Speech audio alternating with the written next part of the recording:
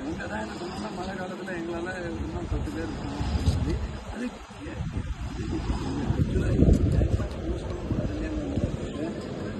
Gangman first நீங்கள் அவங்களோட compare பண்ணிக்காதீங்க.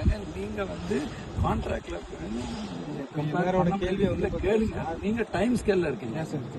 ஃபஸ்ட்டு நீங்கள் தன்னை பிரிச்சுக்கோங்க. ஏற்கனவே நீங்கள் டைம் ஸ்கேலில் இருக்கீங்க, உங்களுக்கு ஒரு கேட்டகரியில் இருக்கீங்க, ஒரு அரசாணையில் இருக்கீங்க.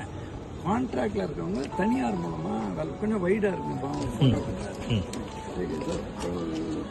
கான்ட்ராக்டில் இருக்கிறவங்க பல்வேறு கம்பெனியில் ஏற்கனவே வேலை பார்க்குறேன், இவர் கம்பெனியில் இருக்காங்க. அவங்க கேட்குற கோரிக்கை வந்து டிஃப்ரெண்ட். அவங்க ஒரு ப்ராதாயம் போல இருக்காரு, இதில் இருக்காரு. நீங்கள் ஏற்கனவே டைம் ஸ்கேலில் நிரந்தரம் பண்ணியில் வந்து நிரந்தர பணியில் 6வது வருஷம் சீனியர் கேங்னாங்க, 8வது வருஷம் லீடர். இப்போ வந்து உங்கள் சம்பளம் வந்து 8வது வருஷத்துக்கு இணையாக இருக்குது. சப்போஸ் அதெல்லாம் நான் பர்சனலாக போட்டிருக்கேன். இன்ஃபேக்ட் நானே இந்த லெட்டர் காப்பி நீங்கள் கவர்மெண்ட்டில் கேட்டால் கூட ஆர்டிஎல் கேட்டால் உங்களுக்கு கொடுப்பாங்க.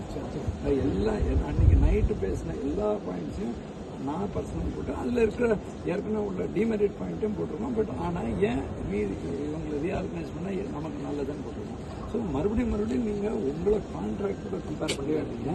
நீங்கள் கம்பேர் பண்ணிக்க வேண்டியது ரெகுலர் ஸ்டாஃப். ஏற்கனவே நீங்கள் ரெகுலராக இருக்கீங்க, மற்றவங்க மாதிரி கிடையாது.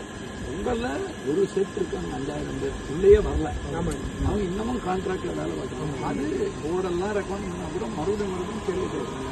ஒட்டுமொத்த பணியாளர்களோட விவரத்தோட திருப்பி அனுப்புவோம் அப்படின்னு கேட்டிருக்காங்க. அவங்கள்ட்டையும் ஏமாந்துடக்கூடாது.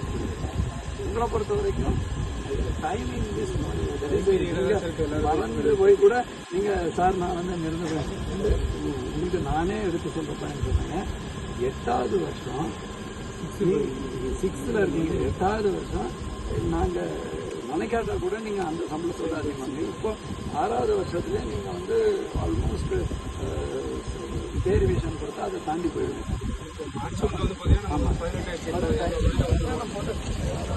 ஆர்டிஐயில் 10 ரூபாய் கேட்டால் நான் என்ன போட்டிருக்கேன்னு உங்களுக்கு டைம் பீரியடுக்காக எல்லாரும் வந்து இது பண்ணிட்டு இருக்காங்க.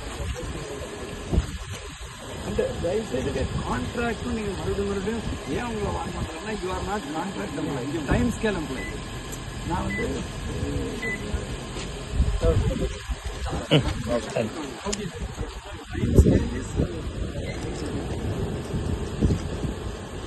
கான்ட்ராக்டும் ஜெர்மன் அவங்களுக்கு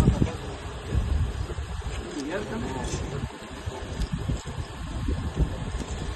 ஸ்கேலில் சம்பளம் வாங்கிதான் நீங்கள் நிரந்தர பணியாளர். ஆனால் உங்களோட பணி இன்னும் பயன்படுத்துறதுக்கு ஏதுவாக நம்ம வந்து அடுத்த ஸ்கேல் கொடுத்தோம்னாக்க நாங்கள் ரைட்டராயெல்லாம் உங்களுக்கு வேலை கொடுக்கணும், இன்ஃபார்ம்லாம் கொடுக்கணும்.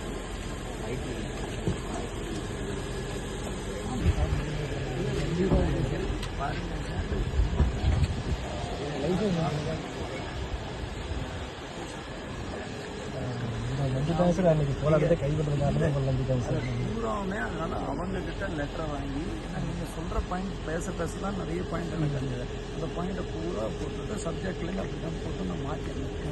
ஏன் இது நமக்கு நல்லதுன்னு சொல்லி ஏன்னா எல்லாரும் எலெக்ஷனை நோக்கி டேட் வந்துடுவோம், அதுக்குள்ளே வந்து நமக்கு வந்து அனௌன்ஸ்மெண்ட் வந்தால் தான் அப்படிங்கிறது சட்டசபையில் எதிர்பார்த்துட்டு இருந்தாங்க. நாட் கான்ட்ராக்ட் எம்ப்ளாயிஸோட ஆதங்கம் பாருங்கள். அவங்க இன்னும் they are not at all time scale இல்ல.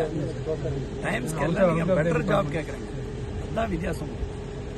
Okay, thank you.